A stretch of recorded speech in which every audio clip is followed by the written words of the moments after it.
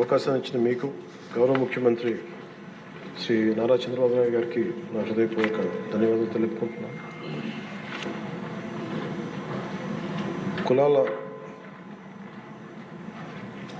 కొట్లాటలో వెనుకబడిన కులాలు, అత్యంత వెనుకబడ్డ కులాలు దేవాలయాల్లో కూడా అడుగుపెట్టనివని పరిస్థితుల్లో వీళ్ళందరి జీవితాలు బాగుండాలి అని జాతిపిత మహాత్మా గాంధీ గారు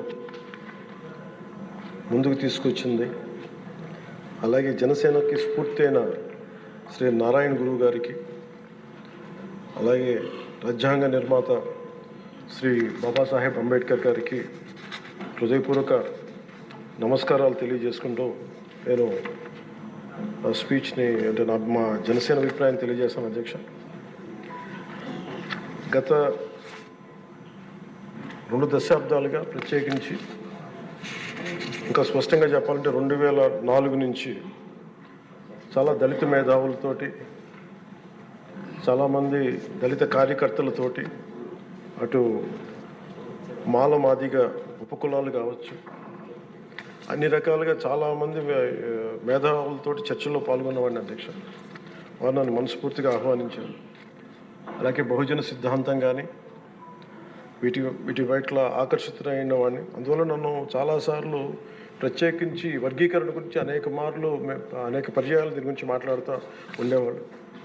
నాకు తెలిసిన అనేక మంది మేధావుల్లో ఒకరు, చాలా కీలకమైన వ్యక్తి, central university professor Shri Nimmaladinna Sudhakar garu. అలాగే మాల మాదిగ ఐక్యత కోసం కలిసి ఉండాలి కానీ వర్గీకరణ జరగాలని కోరుకునే కళాకారుడు, కవి మాస్టర్జీ గారు. అంటే ఎలాంటి వ్యక్తులను నేను కలుసుకున్నానంటే, ఆయన మాదిగ కులస్తులు అయింది కూడా ఆయన మాలకులానికి చెందిన ఆంధ్రాకి చెందిన మాలకులానికి చెందిన వ్యక్తిని పెళ్లి చేసుకొని మాల మాదిగ ఐక్యత ఉండాలి కానీ వర్గీకరణ జరగాలని ఇలాంటి ఎన్నో ఆర్గ్యుమెంట్స్, ఎన్నో రకాల అభిప్రాయాలు ఉన్నాయి. వీటన్నిటి మధ్యలో మేము ఒక బలంగా దీన్ని తీసుకున్నాం. అధ్యక్ష, ప్రత్యేకించి రిజర్వేషన్స్ కానీ చాలా డిస్కషన్స్ ఉండేవి ఆ టైంలో. ప్రత్యేకించి మన వర్గీకరణ గురించి, అలాగే క్రీమీ లేయర్ గురించి, అలాగే ఇంకా కులం గుర్తింపు లేని కులాలు, బేడా బుడగ జంగాల గురించి, రెల్లి కులస్తుల గురించి అనేక మార్లు చాలా విస్తారమైన చర్చలు ఉండేవి. అధ్యక్ష, కానీ ప్రత్యేకించి ముఖ్యంగా అంటే ఉదాహరణకి దళితులు ఎలాంటి గొప్ప మేధావులను కలుసుకున్న నిమ్మలదిన్న సుధాకర్ గారు వారు చెప్పింది, ఆయన స్వతహాగా దళిత కులానికి చెందిన మాల కులస్తులు అయింది కూడా అసలు దళితుల కంటే వెనకబడ్డ యానాదుల కులం గురించి ఆయన రీసెర్చ్ చేసి వారికి నిలబడాలి అని చెప్పి చాలా ముందుకు తీసుకెళ్లే వ్యక్తి. అధ్యక్ష, అలాంటి ఎంతోమంది చాలా ఉన్నతంగా ఆలోచించి నేను దళిత కులస్తుల్ని, దళిత మేధావులతో నేను కలిసి వచ్చిన వాడిని, వారితో నడిచిన వాడిని.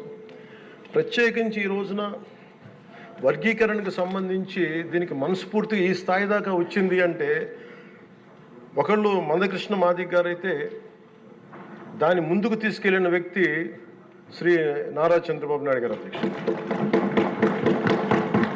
ప్రత్యేకించి మేము హైదరాబాద్ రోడ్ల మీద మేము తిరుగుతున్నప్పుడు మందకృష్ణ మాదిగ గారు ఎప్పుడు మాదిగ కులానికి వన్నె తెచ్చిన, ఆత్మగౌరవం అనే నినాదం తెచ్చిన మందకృష్ణ మాదిగ గారికి మనస్ఫూర్తిగా నేను వారికి నా ధన్యవాదాలు తెలుపుతున్నాను. అధ్యక్ష, ఎందుకంటే ఒక చిన్నబుచ్చుకునే తనం నుంచి మిగతా కులాలకి ఏమాత్రం సర్నేమ్స్ అని అన్ని కులాలు పెట్టుకుంటాయి, కానీ మాదిగ కులం పెట్టుకోవాలంటే ఇబ్బంది పడే పరిస్థితుల్లో నేను మాదిగాని చెప్పగలిగే గుండె ధైర్యంతో, ఆత్మగౌరవంతో దాన్ని ముందుకు తీసుకెళ్లిన మందకృష్ణ మాదిగ గారిని అసెంబ్లీ సాక్షిగా మనస్ఫూర్తిగా వారిని అభినందిస్తున్నాను. అధ్యక్ష, అలాంటి ఆత్మగౌరవ పోరాటాన్ని ముందుకు తీసుకెళ్లి దాన్ని ఆంధ్రప్రదేశ్ ఉమ్మడి రాష్ట్రంలో ప్రవేశపెట్టిన ఘనత, దాన్ని ముందుకు తీసుకెళ్లిన ఘనత శ్రీ నారా చంద్రబాబు నాయుడు గారికి, మన గౌరవ ముఖ్యమంత్రి గారికి దక్కుతుంది. అధ్యక్ష, ఈ రోజున దేశ స్థాయిలో దీన్ని ముందుకు తీసుకెళ్ళగలుగుతున్నాం అంటే, ప్రధానమంత్రి గారు దృష్టిలో పడింది అంటే దానికి నాంది ఆంధ్రప్రదేశ్ నుంచే పడింది. అధ్యక్ష,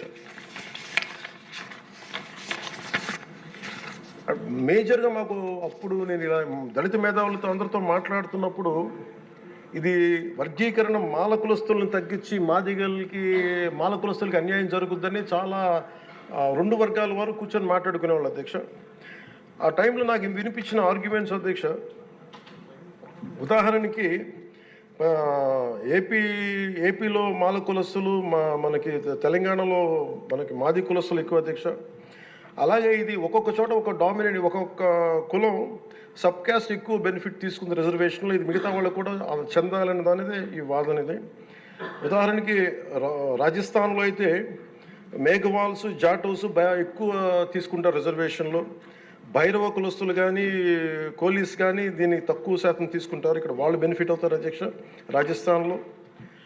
అలాగే మనకి ఉదాహరణకి పంజాబ్లో అయితే రవిదస్య, ముఖ్యంగా చెప్పాలంటే అక్కడ మన మాదిగ కులస్తులతో సమాన చమార్ కాస్ట్, వాళ్ళు ఎక్కువ బెనిఫిట్ తీసుకుంటారు అధ్యక్ష. కానీ అక్కడ ఈ రోజున మేజర్ భాగం దీనివల్ల బెనిఫిట్ అయితే అక్కడ బాల్మీకిలు, మజాబీ సిక్కులు. అలాగే ఇలాగ అనేక విభిన్నంగా ఒక్కొక్క చోట ఉన్న ఈ డామినెన్స్ కావచ్చు, లేదంటే ఎక్కువ శాతం తీసుకోవడం కావచ్చు, ఇట్స్ అ బ్యాలెన్సింగ్ యాక్ట్ అధ్యక్ష. ఇది వీటన్నిటిని గుర్తించి మనస్ఫూర్తిగా ఈ రోజున నారా చంద్రబాబు నాయుడు గారి ఆధ్వర్యంలో ఈ రోజున ఈ ఎన్డీఏ కూటమి ప్రభుత్వం ఈ మా రిజర్వేషన్ వర్గీకరణ బిల్లుని మనస్ఫూర్తిగా జనసేన తరపు నుంచి మనస్ఫూర్తిగా మేమందరం సమర్థిస్తున్నాం అధ్యక్ష. ప్రత్యేకించి నేను మొన్న రాజీవ్ రంజన్ మిశ్రా గారితో మాట్లాడుతూ ఉంటే 100 నుంచి 10,000 లోపు ఉన్న దాదాపు 59 ఉపకులాలు, మా దళిత కులాలు, ఇవన్నీ మాలమాదిగా దళిత ఉపకులాలతో సహా 59 ఎక్కువ సంఖ్యాబలం ఉన్నాయి. దీన్ని ఎలా చేస్తారంటే 100 లోపు నుంచి 10,000 లోపు ఉండే 46 కులాలు అధ్యక్ష. కొన్ని కులాలు దాదాపు 30-40 మంది కూడా ఉన్నారని వారు తెలియజేశారు అధ్యక్ష. అలాగే ఈ సైంటిఫికలీ ఎనలైజ్డ్ ఎంపిరికల్ డేటాని 4 నెలల వ్యవధిలో గౌరవ ముఖ్యమంత్రి గారు బాధ్యత తీసుకొని మంత్రివర్గంతో ఒక కమిటీని ఏర్పాటు చేసి, వన్ మ్యాన్ కమిషన్ గారు శ్రీ రాజీవ్ రంజన్ మిశ్రా గారి ఆధ్వర్యంలో నవంబర్లో మొదలై మార్చి 4 నెలల వ్యవధిలో దీన్ని డేటానంతా సైంటిఫిక్గా అనలైజ్ చేసి ఎంపిరికల్ డేటాని విద్యా, సామాజిక, ఆర్థిక, రాజకీయ, అంతర్గత వెనుకబాటుతనాన్ని వారు మూడుగా విభజించిన విధానం చాలా అద్భుతంగా ఉంది అధ్యక్ష. ఇది అందరికీ మేలు చేస్తూనే కోరుకుంటున్నాను. మందకృష్ణ గారు వర్గీకరణ ఉద్యమానికి ఆద్యులు. మందకృష్ణ గారు వర్గీకరణ ఉద్యమానికి ఆద్యుడు, వర్గీకరణ సాధన పోరాట సమితి యోధుడు అధ్యక్ష మందకృష్ణ గారు. నారా చంద్రబాబు గారు సైబరాబాద్ సృష్టికర్తే కాదు, వర్గీకరణ రూపకర్త కూడా వారు. శ్రీ మోదీ గారు నయా భారత్ నిర్మాతే కాదు, వర్గీకరణ ఫలప్రదాత కూడా. అందుకని మనస్ఫూర్తిగా ఈ వర్గీకరణ బిల్లుని ముందుకు తీసుకెళ్ళి దీనిని ఆంధ్రప్రదేశ్ అసెంబ్లీలో ఈరోజు ప్రవేశపెట్టినందుకు మనస్ఫూర్తిగా ముఖ్యమంత్రి గారికి, అందరికీ, మంత్రివర్గానికి, సభ్యులందరికీ మనస్ఫూర్తిగా ధన్యవాదాలు తెలుపుకుంటూ స్పీకర్ గారికి